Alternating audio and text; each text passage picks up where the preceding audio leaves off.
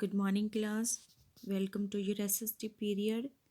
As you know that in the previous part of the lesson New Ideas and New Religion, we have read about the main causes to spread the new religion.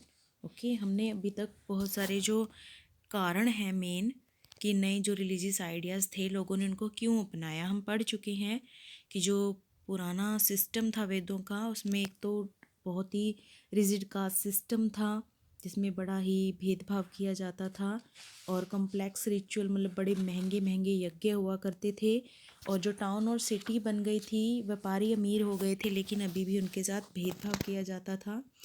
और finally जो language थी वेद्स की वो संस्कृत थी जो कि बहुत tough हुआ करती थी और जिसे समझना आम लोगों के बस की बात नहीं थी। तो ये कुछ ऐसे रीज़न थे जिनकी वजह से लोग चाहते थे कि कोई नया धर्म आए जिसमें बिल्कुल सीधे साधे नियम हो और जो हमें धर्म के रास्ते पर लेकर के चले। तो उस टाइम पे दो महान शख्सियत जो हम पढ़ चुके हैं पीछे वर्धमान महावीर और गौतम बुद्ध का जन्म हुआ था उस टाइम में। तो उनकी जो टीचिंग्स थी लोग इनसे काफ़ी प्रभावित हुए थे। तो इन्हीं की टीचिंग से दो नए धर्म आए थे लोगों में, एक तो था जैन धर्म और एक था बौद्ध धर्म। तो पहले हम पढ़ेंगे जैन धर्म के बारे में, the Vardhaman Mahavira and Jainism. So let's start it from the topic Vardhaman Mahavira and Jainism. Vardhaman Mahavira is regarded as the real founder of Jainism. जो वर्धमान महावीरा थे उनको असली फाउंडर कहा जाता है। एक्चुअल फाउंडर वो नहीं था, यानी कहने का मतलब जैन धर्म महावीर ने शुरू नहीं किया था, लेकिन जितनी प्रसिद्धि महावीर के टाइम में मिली थी जैन धर्म को उसके कारण इसे रियल फाउंडर कह दिया जाता है। People who follow Jainism are called Jains, and Jains believed in the existence of 24 tirthankaras. तो जो लोग थे जो जैन धर्म में विश्वास करते थे उनको जैनी कहा जाता था और जो जैन थे वो 24 तीर्थंकर में विश्वास किया करते थे। अब ये तीर्थंकर कौन थे? महावीर जो थे वो भी खुद एक तीर्थंकर ही थे, ठीक है। और जो महावीर थे वो 24th नंबर के तीर्थंकर थे। उससे पहले यानी कि 23 संत हो चुके थे इस धर्म के और 24वें जो थे वो महावीर स्वामी थे, वर्धमान महावीर थे। तो लोग इनमें विश्वास किया करते थे। चलिए पढ़ते हैं कि तीर्थंकर क्या थे। A Tirthankar is a person who has achieved enlightenment and shows the path to others। तो तीर्थंकर कौन होता था? तीर्थंकर एक ऐसा पर्सन होता था जिसे खुद ज्ञान की प्राप्ति हो जाया करती थी, ठीक है, यानी कि उसके अंदर से ही उसे ज्ञान की प्राप्ति हो जाया करती थी और जो दूसरों को सच का रास्ता दिखाया करता था। तो ऐसे कितने तीर्थंकर हुए थे? ऐसे 24 तीर्थंकर हुए थे जैन धर्म में, जिनमें से सबसे ज़्यादा फेमस कौन हुए? वर्धमान हुए, जो कि 24वें नंबर के थे। According to their belief Rishabhadeva was the first Tirthankara and Mahavira the last.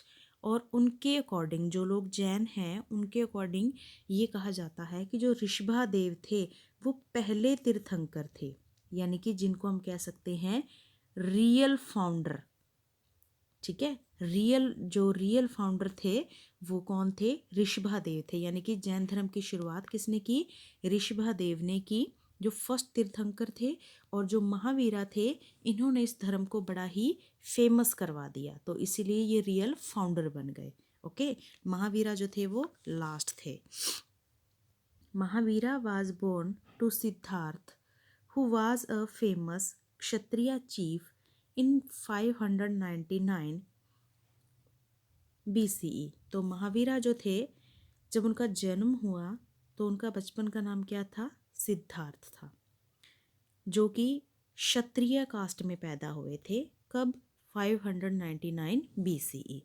और कास्ट सिस्टम हम ऑलरेडी पढ़ चुके हैं 4 टाइप का, जिसमें हमने देखा था कि सबसे अपर कास्ट ब्राह्मण थी, second Kshatriya, then Vysya and then शूद्र। तो उसमें से क्षत्रिय कास्ट में पैदा हुए थे Mahavir. His mother Trishala was also a Lichchhavi princess. उसकी जो माता थी वो खुद एक लिच्छावी जो था वह एक राज्य हुआ करता था, उसकी राजकुमारी थी। He was born at a place called Kundagrama which is near Vaishali in present day Bihar. तो कहते हैं उसका जन्म कहाँ हुआ था? कुंडाग्राम में हुआ था। और ये कुंडाग्राम कहाँ था? वैशाली में था, जो कि आज के टाइम में बिहार के अंदर है ये area. He decided to give up all worldly pleasures at the age of 30 after both his parents passed away. तो कहते हैं कि जो महावीर थे उन्होंने 30 साल की उम्र में ही जो संसार के मतलब संसारिक सुख थे उनको त्याग दिया, वर्ल्डली प्लीजर। क्योंकि क्षत्रिय थे यानी कि राजा का ही पुत्र था, तो अच्छी शान शौकत में रहते थे, तो इन्होंने वो सब कुछ छोड़ दिया, त्याग दिया। क्योंकि 30 साल की उम्र में इनके दोनों जो माँ बाप थे वो दोनों ही गुजर गए थे। उसके बाद इन्होंने सब कुछ छोड़ दिया। Prior to this he had married Jashoda and had a daughter with her. लेकिन उससे पहले 30 साल की उम्र में इन्होंने घर छोड़ा, लेकिन उससे पहले इनकी शादी जो है वो यशोदा से हो चुकी थी और उनकी एक बेटी भी थी।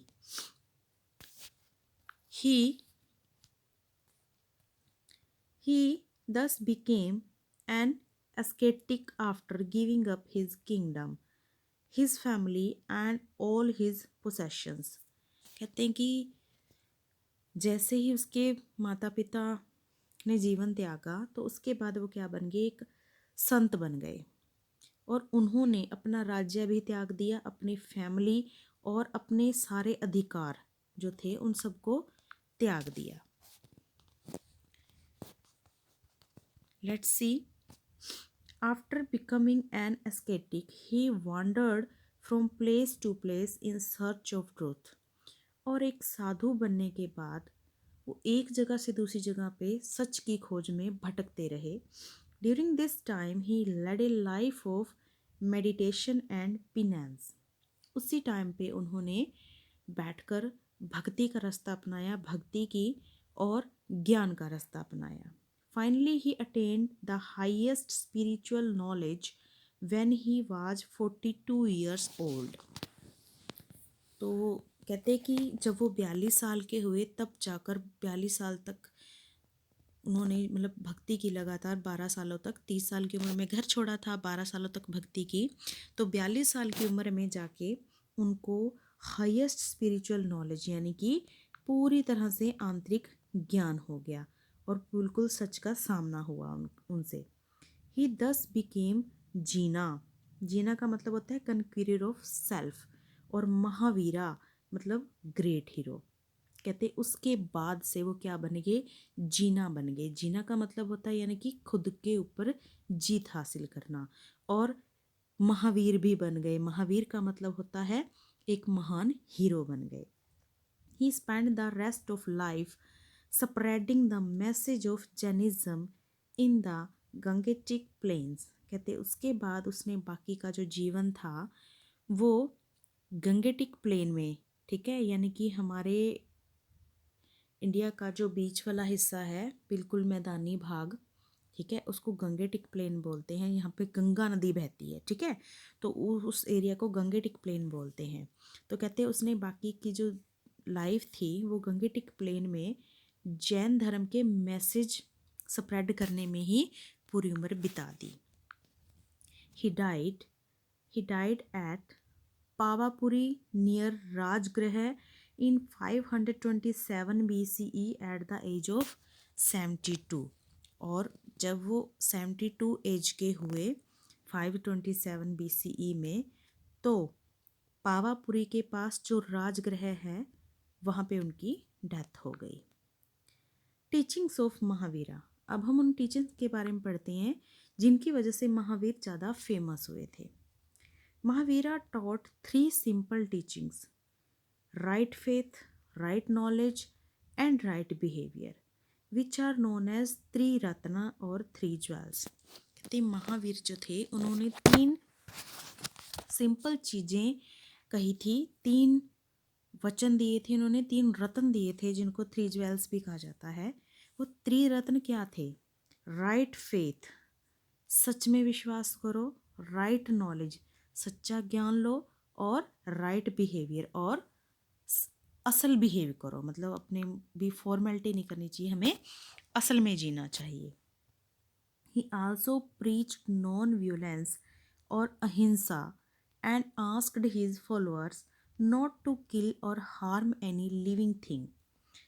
यहाँ तक कि उन्होंने नॉन वियोलेंस यानी कि अहिंसा का रास्ता अपनाया। अहिंसा का मतलब होता है किसी को ना मारना, सबके साथ मिलजुल के रहना, प्रेम से रहना, उसको बोलते हैं अहिंसा। और हिंसा होता है मारना, मतलब वियोलेंस। तो अहिंसा उसका उल्टा हो गया। यानी तो इन्होंने कौन सा रास्ता अपनाया? अहिंसा का रास्ता अपनाया। और अपने फॉलोअर, अपने भक्तों को कहा कि वो किसी भी जीव जंतु या कोई भी चीज़ है जो लिविंग थिंग है उसको मारेंगे नहीं, नुकसान नहीं पहुंचाएंगे। He also opposed the caste system and considered all people equal. हाँ, उन्होंने कास्ट सिस्टम का भी पूरा विरोध किया।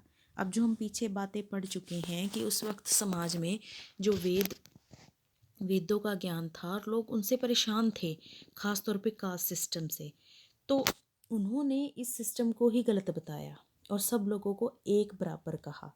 तो इसी वजह से क्या हो गई, उसकी टीचिंग फेमस हो गई थी। Honesty was also emphasized and उन्होंने किस पे जोर दिया? ऑनेस्टी, ईमानदारी पे जोर दिया। एंड पीपल वर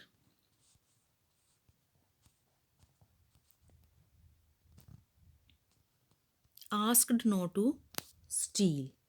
तो डियर स्टूडेंट्स, उन्होंने ईमानदारी पर ज़्यादा जोर दिया और लोगों से ये कहा कि वो झूठ, बेईमानी और चोरी करना सब छोड़ दें। Respect and compassion were two of the virtues that he wanted his followers to possess. दूसरों की रिस्पेक्ट करना, दूसरों को रिस्पेक्ट देना, ठीक है, उनका सम्मान करना, ये 2 बातें थी, ये 2 गुण थे जो कि वो चाहता था कि उसके जो फॉलोअर हैं वो फॉलो करें, यानी कि उसके जो भक्त हैं वो इस बात को फॉलो करें कि वो सबको एक नज़र से देखें, समान अधिकार दें और सबको रिस्पेक्ट दें। The next one is, in the Jain faith, if a person followed these teaching, he is found to be he is bound to be relieved from the cycle of birth and death. और हाँ, जो ये बात कही गई थी पहले हम पढ़ चुके हैं कि उपनिषद जो थे उन्होंने ही हमें रास्ता बताया था। ये उपनिषद किन्होंने लिखे थे? ये इन्हीं तीर्थंकर्स ने लिखे हुए हैं, ठीक है। तो उसमें ये बात हम पहले ही पढ़ चुके हैं कि अगर हम बर्थ और डेथ के साइकिल से मुक्ति पाना चाहते हैं तो हमें क्या करना होगा? सच को अपनाना होगा। तो ये जो जैन थे ये फेथ करते थे कि अगर एक पर्सन इनकी दी हुई टीचिंग को फॉलो करता है तो वो जरूर ही इस साइकिल से रिलीव हो जाएगा, यानी कि मुक्त हो जाएगा। वन कैन दस attain nirvana and become a जीना और कनक्वीरर। कहते कि अगर कोई इंसान ऐसा करता है, इन टीचिंग्स को फॉलो करता है, तो वो इस साइकिल से तो मुक्त होगा ही, वो किसको अटेन करेगा? निर्वाण को अटेन करेगा, यानी कि उसको मुक्ति, सल्वेशन प्राप्त हो जाएगा। और साथ में वो क्या बन जाएगा? एक जीना, यानी कि एक कनक्यूरर बन जाएगा, जिसका खुद के ऊपर जीत हो जाएगी। Spread of Jainism. अब देखो जैन धर्म जो है फैला कहाँ कहाँ पर और कैसे। Jainism spread to many places including Videha, Magadha, Anga, Kashi etcetera. तो इन सारी जगह पर जैन धर्म जो था वो फैल गया। It also spread to Nepal and parts of south India. और हाँ, इसके साथ साथ ये धर्म जो था नेपाल और साउथ इंडिया के भी कुछ हिस्सों में फैल गया। However, This happened in a very short span of time as the teachings were imparted in Prakritik, which was the language of common people. अब कहते हैं कि ये जो धर्म था बहुत ही थोड़े टाइम में बहुत ज़्यादा जगह पे फैल गया। उसका रीज़न क्या था? क्योंकि इनकी जो टीचिंग थी, यानी कि इनकी जो शिक्षाएं थी, वो किस भाषा में दी जाती थी? वो प्राकृतिक भाषा में, यानी कि जो आम लोग जिस भाषा को बोलते थे ना, जो कॉमन लोगों की लैंग्वेज हुआ करती थी, उसी भाषा में इनकी शिक्षाएं दी गई थी। हमने जो पीछे प्रॉब्लम्स पढ़ी थी कि लोग क्यों नया धर्म चाहते थे, वह हमने ये भी पढ़ा था कि लोग उस उन वेदों की भाषा से भी परेशान थे, जो संस्कृत थी और लोगों को आती नहीं थी। लेकिन अब जो धर्म की शिक्षा थी वो किस भाषा में थी? उनकी अपनी भाषा, यानी कि प्राकृतिक लैंग्वेज में दी हुई थी। तो इसीलिए भी ये बहुत ही कम टाइम में बहुत काफ़ी जगह पर फैल गया। Jainism split into the Digambara sect and the Shvetambara sect after the death of Mahavira. और महावीरा की डेथ के बाद जो जैन धर्म था वो दो हिस्सों में बट गया। एक हिस्सा तो बन गया दिगंबरा सेक्ट, दूसरा हिस्सा बन गया श्वेतंबरा सेक्ट। चलिए अब इनके बारे में पढ़ते हैं कि दिगंबरा और श्वेतंबरा क्या थे। The Digambaras followed original teaching of Mahavira and they do not wear any clothes. तो डियर स्टूडेंट्स, जो दिगंबर थे उन्होंने महावीर की दी हुई असली शिक्षाओं को अपनाया और महावीर की तरह ही अपने कपड़ों तक का भी त्याग कर दिया। जैसे महावीर थे कि वो कपड़ों तक का भी मोह नहीं रखते थे, तो उन्होंने भी कपड़ों तक का त्याग कर दिया। On the other hand, Shvetambara did not believe in hard penance and wear white clothes. लेकिन दूसरी तरफ जो श्वेतांबर्स थे उन्होंने क्या किया? उन्होंने इस तरह की कोई भी मुश्किल, मतलब हार्ड पिनेंस, अगर देखो कपड़ों के बिना है तो गर्मी भी लगेगी, ठंड भी लगेगी, है ना, शरीर को कष्ट देने वाली बात को उन्होंने उस पर विश्वास नहीं किया और उन्होंने सफ़ेद रंग के कपड़े पहनने शुरू कर दिए। Many rulers including Bimbisara, Ajatashatru and Chandragupta Maurya become patterns of Jainism. कुछ राजा भी थे जिन्होंने इस धर्म को अपनाया, जैसे बिम्बसार, अजातशत्रु, चंद्रगुप्त मौर्य। ये सारे मौर्य वंश के राजा थे। बिम्बसार जिसने शुरुआत की मौर्य वंश की, देन उनके यानी कि पुत्र अजातशत्रु आए एंड देन चंद्रगुप्ता मौर्य आए। तो इस तरीके से जो राजा हुए मौर्य धर्म के, उन्होंने भी जैन धर्म को अपनाया, वो भी जैन धर्म के पैट्रॉन्स बने। Under the patronage of these rulers Jain art, architect and literature flourished.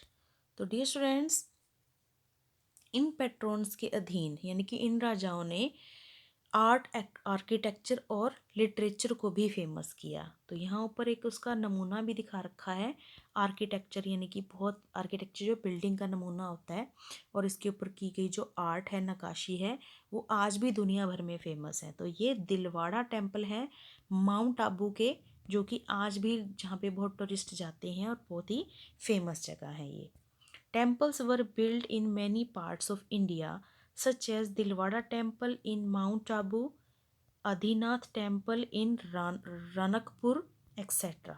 तो जैसे ही इन राजाओं ने धर्म को अपनाया तो उन्होंने इस धर्म से जुड़े हुए कई मंदिरों का निर्माण भी करवाया, जिनमें से माउंट आबू का दिलवाड़ा टेम्पल और आदिनाथ टेम्पल जो रानकपुर का है वो काफ़ी फेमस है।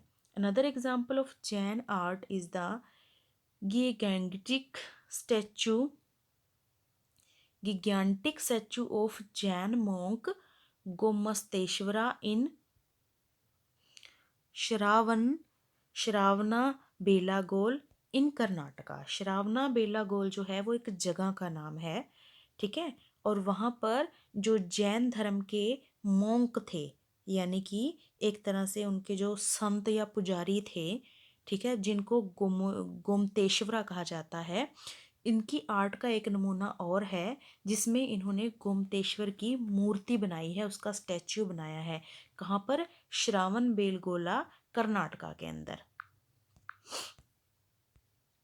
Many Jain sculpture Many Jain sculptures can also be seen in many Indian museums. कहते बहुत सारे जैन के स्कल्पचर जो हैं, यानी कि जैनों की जो मूर्तियों की कला थी, मूर्तियाँ, तो वो भी बहुत सारे इंडियन म्यूजियम में देखी जा सकती हैं। After being orally transmitted for many years, the teaching of Mahavira were finally written down at a place called Vallabhi in Gujarat. तो कहते कई सालों तक तो जो महावीर की शिक्षाएं थी वो ऑरली ही देते रहे उनके संत।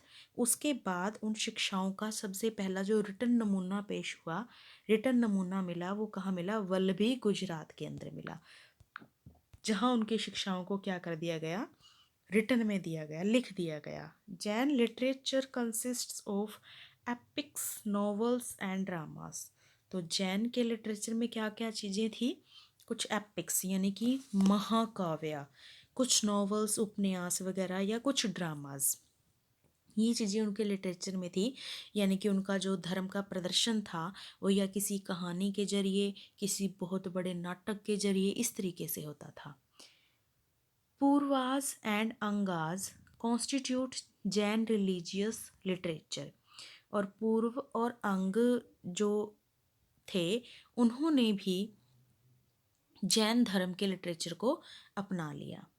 At first these works were composed in the प्राकृतिक लैंग्वेज। हालांकि पहले जो सबसे पहले जैन धर्म की शिक्षाएं लिखी गई वो किस भाषा में लिखी गई? प्राकृतिक लैंग्वेज में लिखी गई।